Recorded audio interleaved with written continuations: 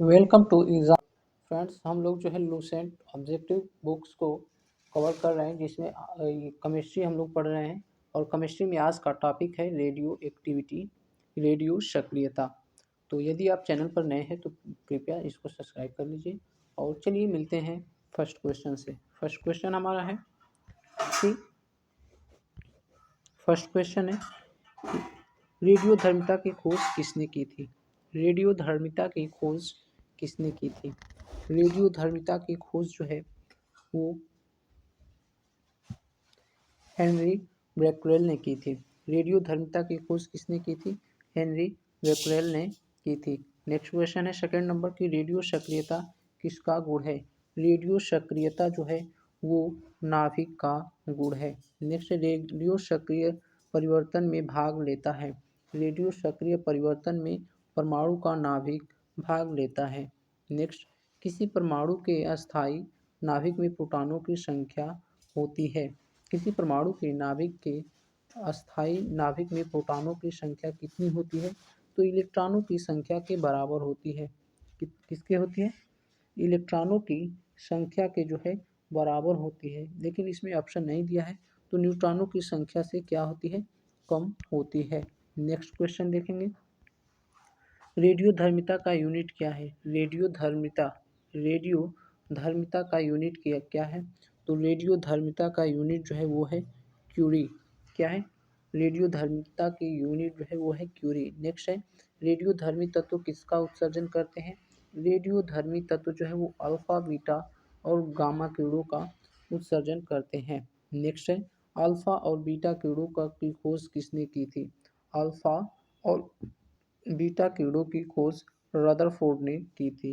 Next है किस वैज्ञानिक ने गामा किरणों की खोज की। गामा किरणों की खोज जो है वो रदरफोर्ड ने ही की थी। तो अल्फा बीटा और गामा किरणों की खोज किसने की थी, रदरफोर्ड ने ही की थी। नेक्स्ट है 9 नंबर क्वेश्चन है कि निम्न में कौन रेडियो सक्रिय किरण हीलियम नाभिक के समकक्ष होते हैं। हीलियम नाभिक के समकक्ष कौन होता है। तो हीलियम नाभिक कण के समकक्ष जो है वो अल्फा किरण होता है। नेक्स्ट है नाभिक से निकलने वाले विकिरणों में किसकी वेधन क्षमता सर्वाधिक होती है। वेधन क्षमता जो है वो गामा किरणों की वेधन क्षमता क्या होती है, सर्वाधिक होती है। नेक्स्ट है अल्फा किरणें क्या है। अल्फा किरणें जो है वो He++ आयन है। अल्फा किरणें क्या है, He++ आयन है। नेक्स्ट है अल्फा किरणों पर उपस्थित आवेश क्या होता है। अल्फा किरणों पर आवेशित जो है आवेश 2 इकाई धन आवेश होता है। नेक्स्ट क्वेश्चन देखेंगे 30 नंबर की बीटा किरणें बनी होती है। बीटा किरणें किससे बनी होती है।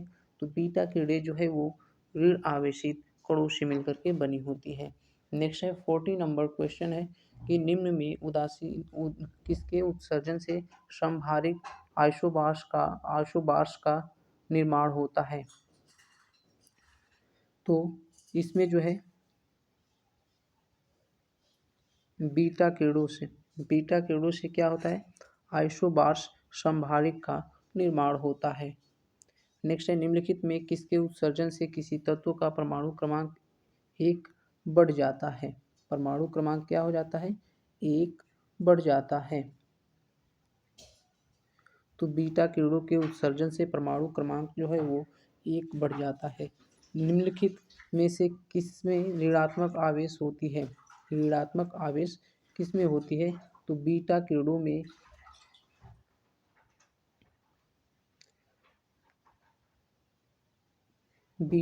में ऋणात्मक आवेश होता है। नेक्स्ट क्वेश्चन देखेंगे 70 नंबर क्वेश्चन है कि इलेक्ट्रॉन का समरूप कौन है। इलेक्ट्रॉन का समरूप जो है वो है बीटा कण। समान ऊर्जा की अल्फा किरणों की तुलना में बीटा किरणों की वेधन क्षमता अधिक होती है। अल्फा किरणों की तुलना में बीटा किरणों की वेधन क्षमता क्या होती है, अधिक होती है, क्योंकि बीटा किरणों का द्रव्यमान नगण्य होने से उनका वेग अधिक होता है। लेकिन बीटा किरणों से भी वेधन क्षमता अधिक होता है, वो होता है गामा किरणों का। नेक्स्ट क्वेश्चन देखेंगे। नेक्स्ट क्वेश्चन है 90 नंबर कि बीटा किरणें किस प्रकार का आवेश वहन करती है। बीटा किरणें किस प्रकार का आवेश वहन करती है? तो बीटा किरणें ऋणात्मक आवेश वहन करती है। नेक्स्ट है गामा किरणें किससे बनी होती है? गामा किरणें किससे बनी होती है? तो गामा किरणें जो है वो विद्युत चुम्बकीय तरंगों से बनी होती है। नेक्स्ट है गामा किरणें क्या होती है? गामा किरणें जो है ये रेडियो सक्रिय पदार्थों द्वारा उत्सर्जित उच्च ऊर्जा युक्त किरणें होती है। नेक्स्ट देखेंगे 22 नंबर क्वेश्चन है कि निम्नलिखित में से किस किरण की वेधन क्षमता सबसे अधिक होती है? तो सबसे वेधन क्षमता अधिक जो है वो ऑप्शन नंबर सी को क्लिक करेंगे, गामा किरणों की होती है। नेक्स्ट है निम्नलिखित में से किस किरण की आयनन क्षमता सबसे कम होती है? निम्नलिखित में से किस किरण की आयनन क्षमता जो है वो सबसे कम होती है? आयनन क्षमता सबसे कम जो है ये गामा किरणों की होती है। नेक्स्ट है 24 नंबर क्वेश्चन देखेंगे कि निम्नलिखित में से किस किरण की आयनन क्षमता सबसे अधिक होती है? आयनन क्षमता जो है वो सबसे अधिक किस किरण की होती है? तो आयनन क्षमता जो है वो होती है अल्फा कणों का। फ्रेंड्स इस प्रकार से हम देख लेंगे कि अल्फा, ये बीटा और ये है गामा। वेधन क्षमता की बात की जाए तो इस प्रकार से साइन लगाएंगे, और यदि आयनन क्षमता की बात की जाए तो इसी को जो है अल्फा, बीटा और गामा करेंगे, लेकिन अब जो है इसका साइन ऐसे लगा देंगे। ठीक है, तो इस प्रकार से सबसे अधिक वेधन क्षमता अल्फा कण का, सबसे कम सबसे वेधन क्षमता जो है ये गामा कण का, सबसे कम अल्फा कण का। आयनन क्षमता जो है वो सबसे अधिक होता है अल्फा कण का और सबसे कम गामा कण का होता है, लेकिन बीटा कण का जो है हमेशा मध्य में ही रहता है इन दोनों से। ठीक है, तो चलिए नेक्स्ट क्वेश्चन देखते हैं कि समस्त रेडियो सक्रिय पदार्थ क्षय होने के पश्चात किसमें अंतिम रूप में बदल जाता है? तो अंतिम रूप में जो है यह सीसा के रूप में बदल जाता है। किस में बदल जाता है? सीसा के रूप में बदल जाता है। नेक्स्ट है 26 नंबर क्वेश्चन है कि न्यूनतम पारगम्य शक्ति किरण कौन सी है? न्यूनतम पारगम्य शक्ति किरण कौन सी है? तो न्यूनतम पारगम्य शक्ति किरण जो है ये है अल्फा किरण। नेक्स्ट है किस रेडियो एक्टिव तत्व का नाम उसके खोजकर्ता के देश के नाम पर रखा गया है?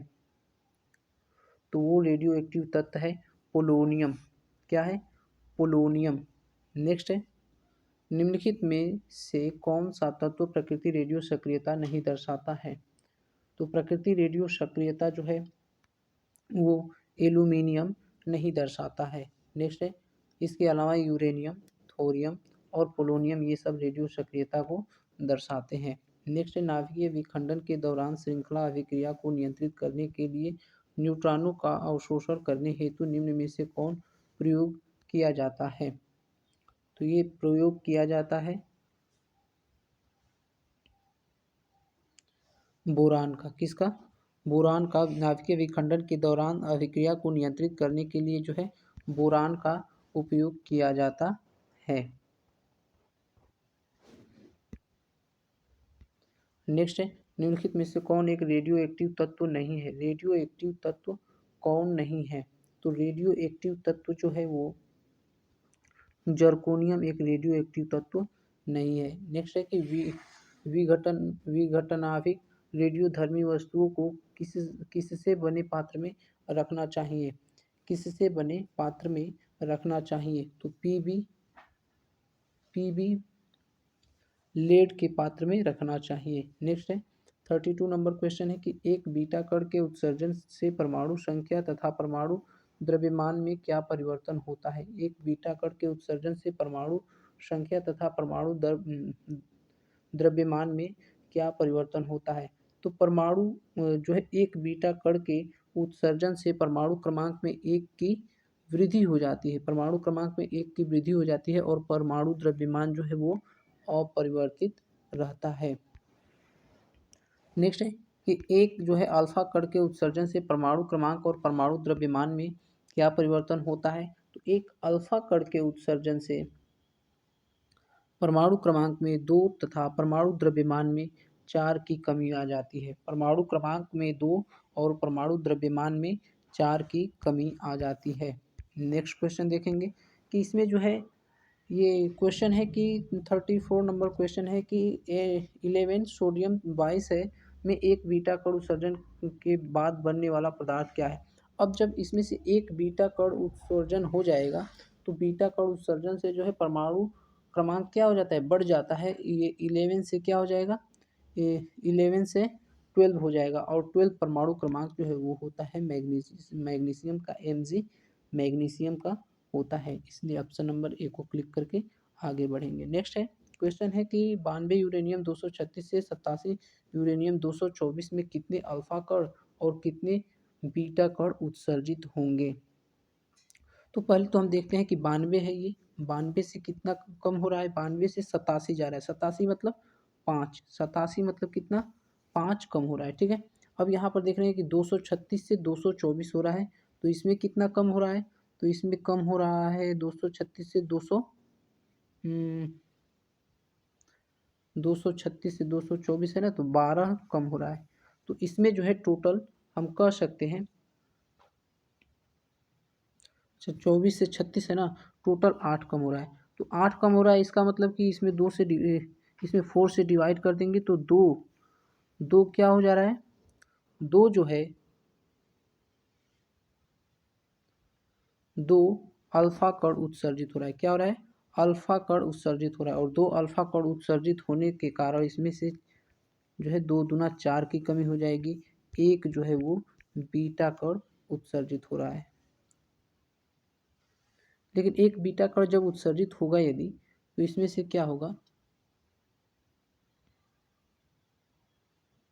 36 से 24 जा रहा है, सॉरी 36 से इसमें क्या हो रहा है, 36 से इसमें जो है 24 जा रहा है। 36 से कितना हो रहा है, 24 से 34, ये 12 जो है कमी हो रही है। जब 12 की कमी हो रही है तो 4 से डिवाइड कर देंगे तो 3 अल्फा कण उत्सर्जित हो रहे हैं। जब 3 अल्फा कण उत्सर्जित हो रहे हैं तो इसमें से जो है इसका 2 गुना 6 जो है, 6 इसमें से कमी हो जाएगी। 6 कमी हो जाएगी तो कितना हो जाएगा, ये हो जाएगा 3 अल्फा कण हो गए ना। अब इसमें से 6 की कमी हो जाएगी, 6 की कमी होगी तो 92 में से 6 माइनस करेंगे तो क्या होगा, 86 होगा। क्या होगा, 86 होगा। लेकिन यदि हम एक जो है, एक बीटा कण को यदि हम इसमें 87 हो जा रहा है, तो 86 के बाद 87 हो जा रहा है, इसका मतलब कि एक क्या हो रहा है, बीटा कण उत्सर्जित हो रहा है। तो ये जो है 3 हमारा अल्फा कण हो जाएगा और एक बीटा कण हो जाएगा। ऑप्शन नंबर डी को क्लिक करेंगे और आगे बढ़ जाएंगे। नेक्स्ट क्वेश्चन देखेंगे। नेक्स्ट क्वेश्चन है कि यदि किसी रेडियोधर्मी पदार्थ की मात्रा को दोगुना कर दिया जाए तो रेडियोधर्मी क्षरण की दर क्या हो जाएगी। रेडियोधर्मी पदार्थ की मात्रा, रेडियोधर्मी पदार्थ की मात्रा जो है ये दोगुना कर दी जाती है तो क्षय की दर जो है, रेडियोधर्मी क्षरण की दर क्या रहेगी, तो क्षरण की दर जो है ये अपवर्तित हो जाएगी, अपरिवर्तित रहेगी, अपरिवर्तित रहेगी। उसकी मात्रा बढ़ाने से या फिर घटाने से उसमें कोई भी परिवर्तन नहीं आएगा। नेक्स्ट है 37 नंबर क्वेश्चन है कि यदि 92 यूरेनियम 238 विघटित होकर के 91 पा जो है वो 234 बन रहा है, तो इसमें कितने अल्फा और कितने बीटा कण उत्सर्जित हो रहे हैं। तो सबसे पहले तो हम इसके परमाणु परमाणु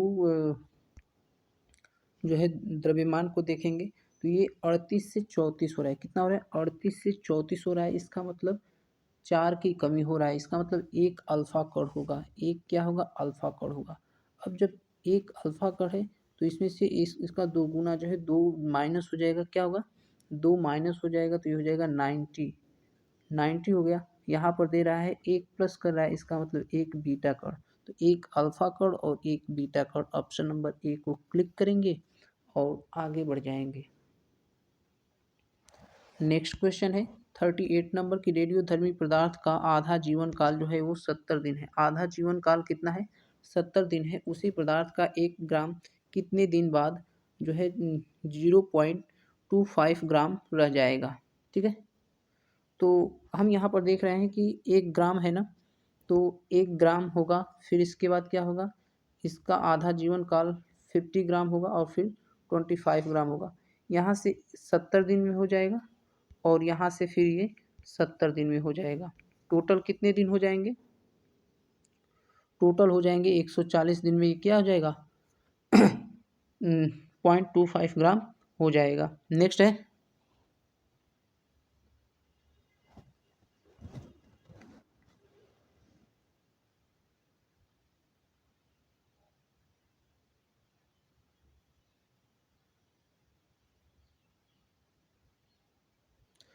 नेक्स्ट है कि 39 नंबर क्वेश्चन है कि यदि किसी रेडियो धर्मी पदार्थ का अर्ध जीवन काल जो है 1 दिन हो तो 4 दिन के पश्चात उसकी प्रारंभिक मात्रा का कितना भाग शेष बचेगा।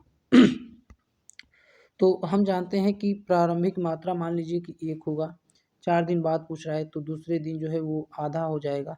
यदि हम उसको 100 मान लें कि वो जो है 100 है तो दूसरे दिन 50 हो जाएगा, तीसरे दिन 25 हो जाएगा और चौथे दिन जो है वो 12.5 हो जाएगा। अर्थात ऑप्शन नंबर हम क्या करेंगे।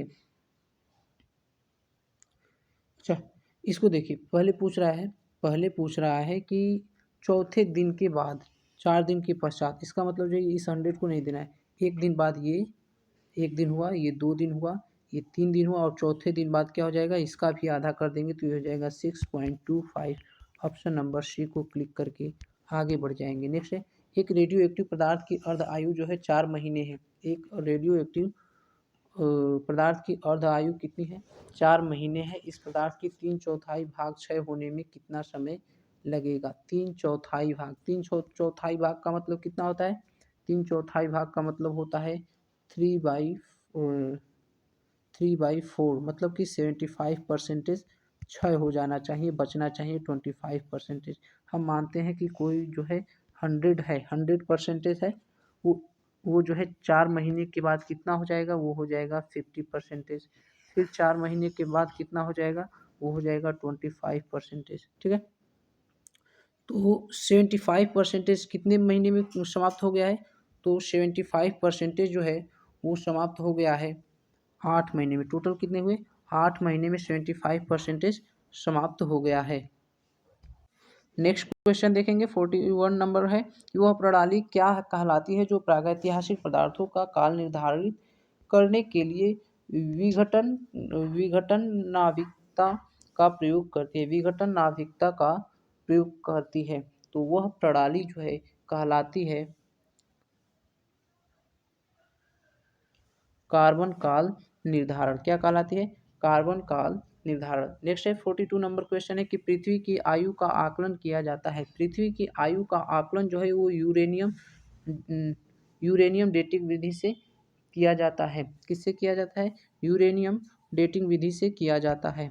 नेक्स्ट है 43 नंबर क्वेश्चन है कि रेडियो कार्बन काल निर्धारण किसकी किसकी आयु का आकलन करने के लिए प्रयुक्त किया जाता है। तो रेडियो कार्बन काल का निर्धारण जो है वो जीवाश्मों का जो है आयु निर्धारित करने के लिए किया जाता है। सबसे पहले रेडियो सक्रियता शब्द का प्रयोग किसने किया था, सबसे पहले रेडियो सक्रियता शब्द का प्रयोग जो है वो हेनरी बेक्वेल ने किया था। किसने किया था, हेनरी बेक्वेल ने किया था। नेक्स्ट क्वेश्चन है 45 नंबर की यूरेनियम विखंडन की सतत प्रक्रिया को जारी रखने के लिए किस कण की जरूरत होती है। यूरेनियम विखंडन की सतत प्रक्रिया को जारी रखने के लिए हमें जो है न्यूट्रॉन की ज़रूरत होती है। नेक्स्ट क्वेश्चन देखेंगे 46 नंबर कि परमाणु बम का आविष्कार किसने किया था। परमाणु बम का आविष्कार जो है वो ऑटो हान ने किया था। किसने किया था, ऑटो हान ने किया था।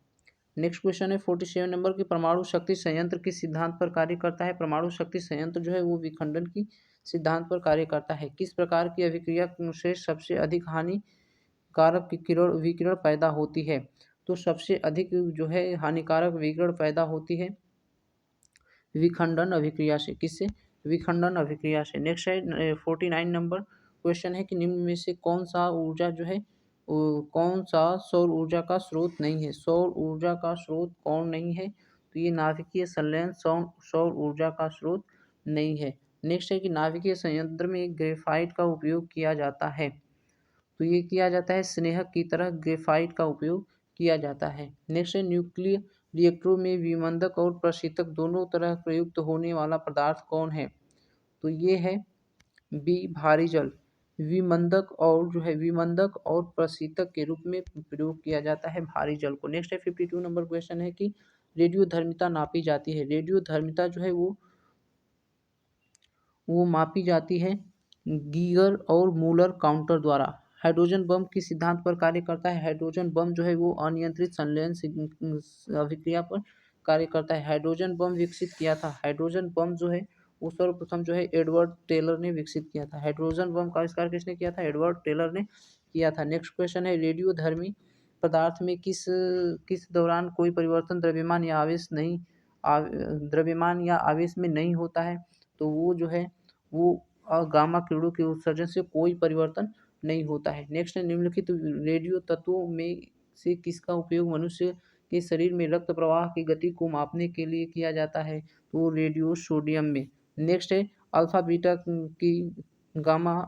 गामा की वेदन शक्तियाँ अपने आरोही क्रम में व्यवस्थित कीजिए। तो इसकी जो है वही होती है अल्फा बीटा गामा। तो फ्रेंड्स इस प्रकार से टोटल जो है हमने 57 क्वेश्चंस को कवर कर लिया है। यहाँ पर उसका आंसर दिया है, इसको मैच कर लेंगे और मिलते हैं नेक्स्ट सेशन में। तब तक के लिए धन्यवाद। Thanks for watching. Please like share comment and subscribe.